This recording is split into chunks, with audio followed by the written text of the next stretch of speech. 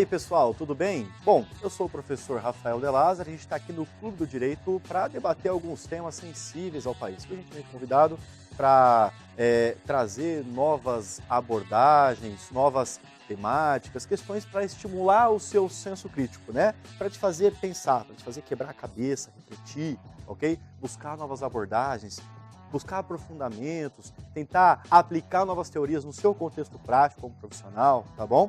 E eu venho aqui trabalhar hoje a respeito de matemática que é ao mesmo tempo teórica e também muito prática. E eu vou dar essas duas abordagens, ora teórica, ora prática. Eu quero trabalhar com vocês a respeito de controle de convencionalidade.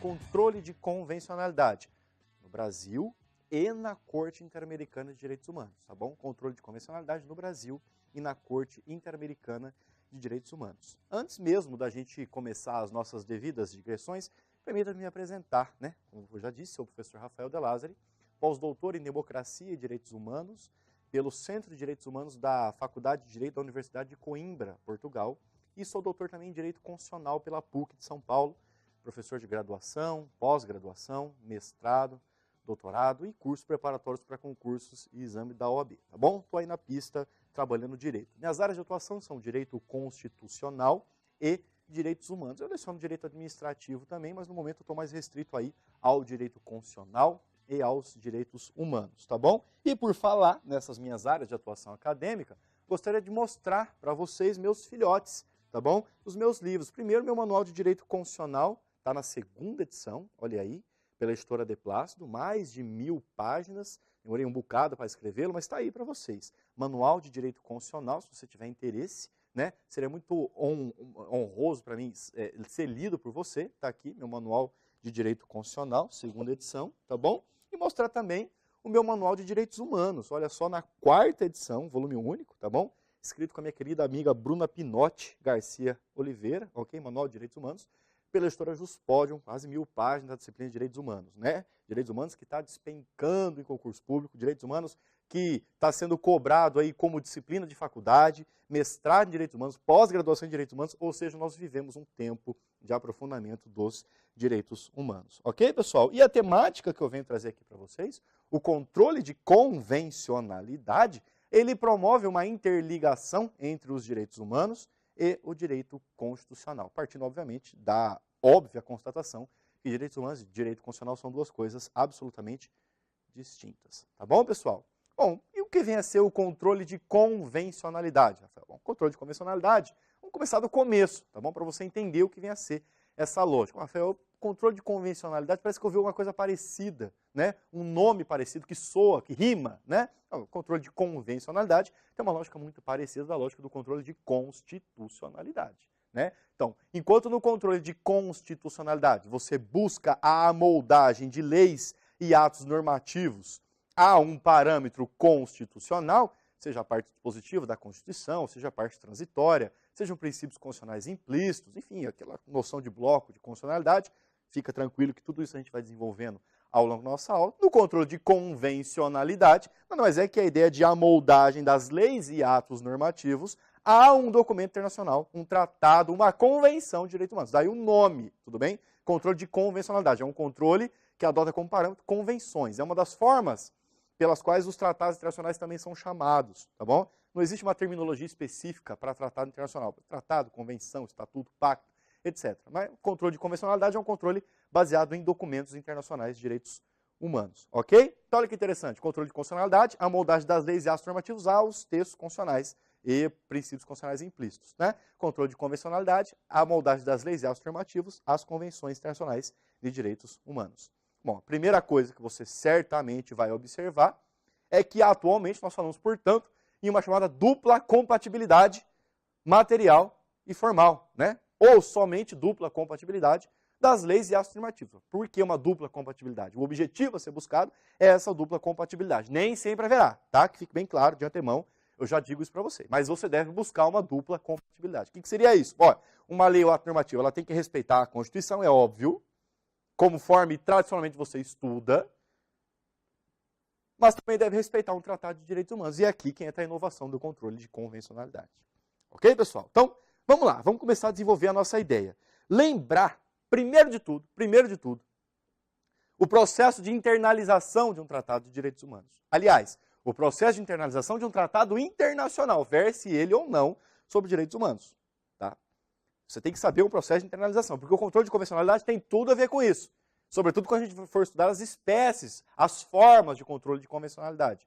Notadamente as formas jurisdicionais. Tá? A gente sabe que nós adotamos no Brasil, pelo menos conforme a doutrina amplamente majoritária, a chamada teoria dualista moderada. Como assim a teoria dualista moderada? A gente parte da compreensão que ordenamento interno e ordenamento internacional são coisas distintas. Tá? A gente reconhece que existe um ordenamento internacional e existe um ordenamento interno. Tudo bem, teoria dualista, dois, certo? É completamente diferente da teoria monista, mono, um só. Teoria monista parte da ideia que o ordenamento interno e internacional é tudo uma mesma coisa.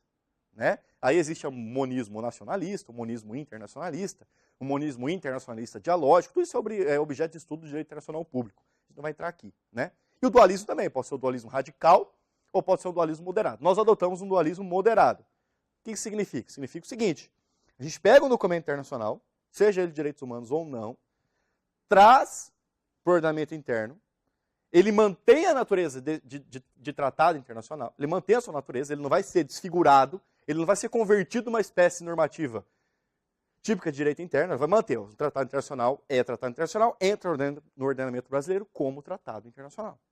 Tudo bem. Só que ele passa por um procedimento de internalização. Ele não entra tão somente, apenas simplesmente. Ele passa por um procedimento de internalização. Que aqui no Brasil a gente tem a fase do Congresso e tem a fase do Presidente da República. Tudo bem? Então, nós temos no nosso processo de internalização de um tratado internacional, verse ele ou não sobre direitos humanos, uma decorrência da adoção da teoria dualista moderada. Dualismo, dois ordenamentos, o tratado vem e passa por um procedimento de internalização, muito embora mantenha a sua natureza jurídica de tratado internacional. Tudo bem, pessoal? Essa é a primeira informação que eu trago para vocês. Tá? Ó, a informação subsequente é que o procedimento de internalização está na Constituição Federal e não na lei. Onde está o procedimento de internalização? Na Constituição Federal. Então, se você pegar a nossa Constituição de 88, você vai ter os dispositivos necessários para compreender como é que você faz a internalização de um tratado internacional, verse ele ou não sobre direitos humanos. Né? Obviamente que o processo de celebração dos tratados, né, está, pelo menos como regra geral, nas convenções de Viena, né, sobre direitos dos tratados de 1969 e 86. Eu não quero trabalhar com essas convenções de Viena. Eu quero pegar o tratado já aqui dentro, no processo, na fase interna, na fase de internalização. Tá bom? Primeira informação, que no Brasil a competência para celebrar tratados internacionais é do presidente da República. E o Legislativo vai apreciar a viabilidade de internalização para todos os tratados. Então, quem vai celebrar o tratado? O presidente da República. Né? O artigo 84, inciso 8º da Constituição. Compete privativamente e não exclusivamente. Compete privativamente. Então, repare bem, se compete privativamente ao presidente da República, significa que ele pode celebrar um tratado, nada obstante a possibilidade dos plenipotenciários, são aqueles que naturalmente podem celebrar tratados internacionais, e aqueles a quem são otorgadas as ditas cartas de plenos poderes. Né? São imbuídos de competência para celebrar um tratado internacional. Então, é uma competência privativa, não é uma competência exclusiva. Tudo bem? Compete privativamente ao presidente da República celebrar tratados, convenções e atos internacionais, sujeitos a referendo do Congresso Nacional. Então, uma informação legal aqui, ó. Sujeitos a referendo do Congresso Nacional. O presidente, quando assim age, nessa competência privativa de celebrar um tratado internacional, ele dá aplicabilidade, na verdade, ao artigo 21, inciso 1º. Então, repare que é o segundo dispositivo.